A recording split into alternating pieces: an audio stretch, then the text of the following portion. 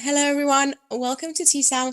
My name is Anna, and today I have the pleasure of speaking to Tom Archer. He is a member of the Sustainability Software Solutions team at S&P Global Market Intelligence. Welcome, Tom. Hi, it's good to be here. Thank you so much for being with us. So, Tom, before we get started on our discussion today, would you like to say a couple of words about yourself and the work that you do? Sure, no, thanks for the opportunity. So yeah, I think where I'd like to start is previously I had a career in asset management where I worked for nearly a decade mainly in fixed income and specialising in ESG and green bond portfolios.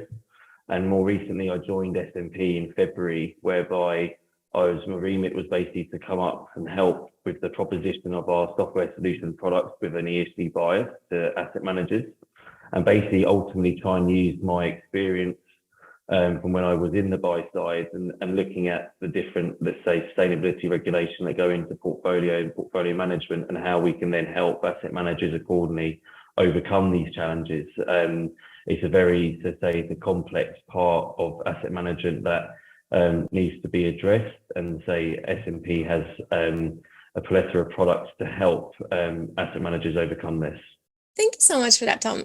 So my first question for you today is, why is data management so important for complying with sustainability reporting requirements, such as SFDR? Asset managers are very much, and other market participants are very much trying to come up with solutions to collect and disclose data points that previously haven't really been thought about, and how you manage these portfolios. So as a result, firms are very much trying to put data management at the heart of what they're trying to do, and also at the centre of their everyday compliance strategies, trying to capture all this data. So if you think about it, obviously there's been some forms of data in how people have been managing portfolios for, let's say, decades, but not in terms of what is necessarily required from a reporting aspect. And from a compliance point of view, the asset manager needs to be very assured that there's pure transparency in this data, there's certain rules that are applied, and there's also, let's say, a master record or a golden copy of that data as well. So where are most firms currently focusing their efforts? Where are they at in their regulatory journeys? So I think before I joined S&P, the focus was very much on SFDR. And as I joined, that focus hasn't necessarily changed. I don't think anyone's really got to a point whereby they feel very confident on their SFDR approach. If you look at, let's say, the requirements for Article 8 and Article 9, managing these portfolios are very complex, and also it breaks other hurdles whereby the data isn't necessarily there.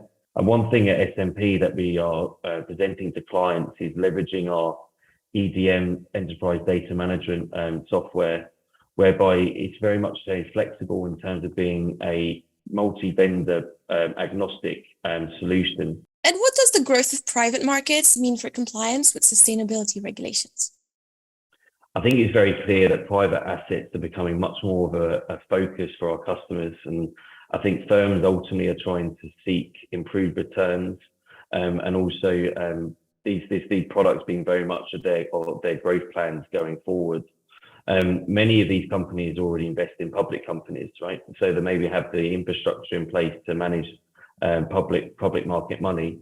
However, what we want to try and do at S&P is provide information and almost like bridge the gap to the private markets, where it's not necessarily as a barrier to entry for asset management companies to come in to manage these portfolios.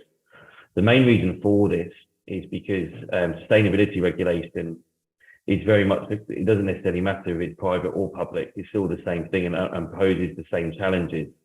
But the key part of this is to say, in its nature, private market data isn't as readily available as it is for the public markets, and it's far less standardized as well.